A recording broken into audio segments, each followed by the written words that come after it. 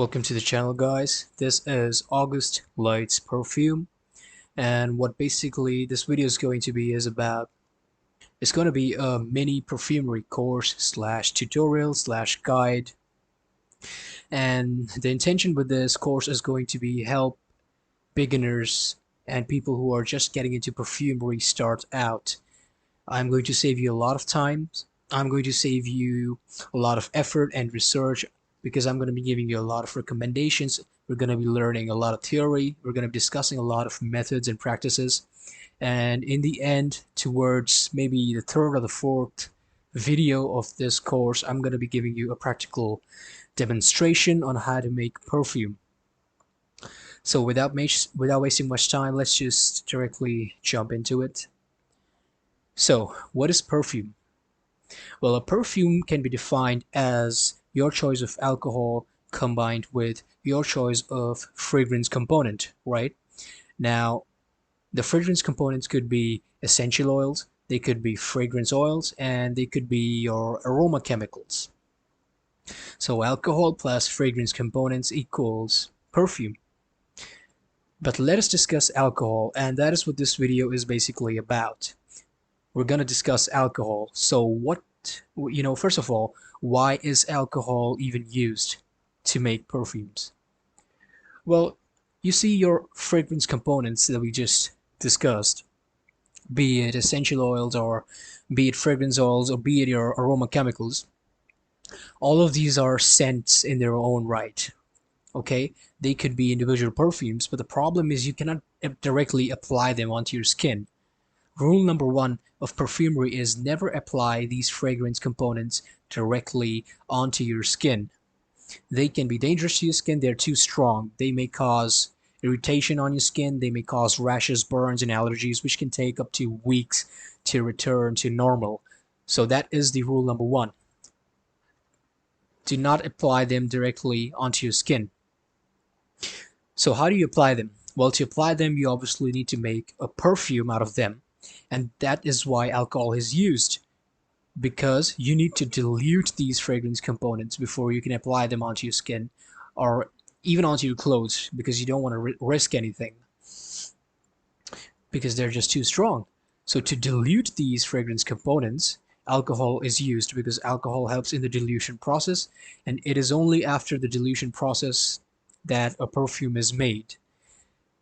So that is why we use alcohol. Now, your question should be at this point, can we make perfume, can we dilute these fragrance components without alcohol? Well, you can. There's alternatives to alcohol. The alternative being carrier oils. Technically, you can make a perfume using just a carrier oil and mix it with your choice of essential oil or essential oils, a combination of them, and you have a sort of an all-natural, even alcohol-free, in fact, perfume. So that is definitely doable. That is something which is definitely being done out there. But this course is not going to focus on natural perfumery. I'm going to have a separate detailed course on natural perfumery, a course of its own. So this is about regular perfumery. So yes, now you know why alcohol is used. Now, what kind of alcohol is used? Because there's a bunch of types, there's a bunch of alcohol and various types of alcohol in the market. Now, I am going to give you three types of alcohol which are used. Either ethyl alcohol, otherwise known as ethanol, is used, or perfumer's alcohol, otherwise known as perfume grade alcohol, is used, or something like 150 proof vodka is used. Alright, now I'm pretty sure there's a couple more which you could use. Now the goal here is not to name all of them, every single one of them, but I just named the big three, which in my opinion are the big three, which all the big fancy brands out there are using at a professional level. So you definitely want to use these.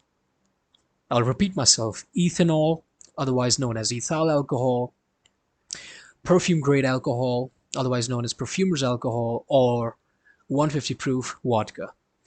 Now, let's discuss that why these three types of alcohols in particular, and why not the other ones? Why not something like witch hazel? Why not something like isopropyl alcohol or rubbing alcohol as we know it in a common language? Why not something like vodka, obviously? How can I forget vodka? Well, the answer is simple. These are just not strong enough. Vodka, for example, is just 40 to 55% of alcoholic content. Did you know that? 40 to 55% of alcoholic content is simply not strong enough to dilute all of your fragrance components properly. It might end up doing so if you let it rest for a while, for a couple of weeks, but why do you want to risk it, right? Why not buy the best thing available in the market? And they're around the same price, so I don't see why anyone would use vodka. And it's actually kind of surprising because a lot of these YouTube videos and tutorials and forums talk about vodka and how they're using vodka for their perfumes. And I get it, okay? I'm not oblivious to the fact that most of them are DIY homemade perfume projects, but I would argue and go on to say that even for homemade perfumes, even if you're just a hobbyist, I don't see much point in using something as weak as witch hazel or vodka. It's just not worth it, guys. So what if it's a homemade perfume? You still want to dilute your fragrance components, right? So you definitely need to use something which is stronger, much stronger than something like 40 or 50% alcoholic content. You want strong alcohol. Now I know what you're thinking. Vodka has no smell, so that makes it an ideal choice for perfume, and I get it. But don't worry, believe me, vodka is not strong enough. Do not use vodka. Moving on. What about isopropyl alcohol, otherwise known as rubbing alcohol, right? Now, isopropyl alcohol is actually medical grade alcohol. You do not want to use that in perfume. It's more of a hand sanitizer kind of an alcohol, okay? It's used in hand sanitizers and stuff. So do not use that. All right, so I hope you've noted down the three types of alcohol that you do want to use, and that is what the professionals out there are using. Now, why these three in particular? Like in for reference, how strong are these? Well, these are anywhere from 95% alcoholic content to 99.9% alcoholic content. So you want to make sure the alcohol that you're buying is this strong, and it's got to be one of those three alcohol types that I've told you. If you can ensure that it's at least 95% of alcohol, then I would say you're good to go. So you definitely need this strong alcohol, otherwise you're not going to be able to dilute everything properly. So that was it about what kind of alcohol is actually used. Now I can keep on going on and on, but I just want to cut this short, and I just basically gave you a shortcut and told you the three types of alcohols that are actually used.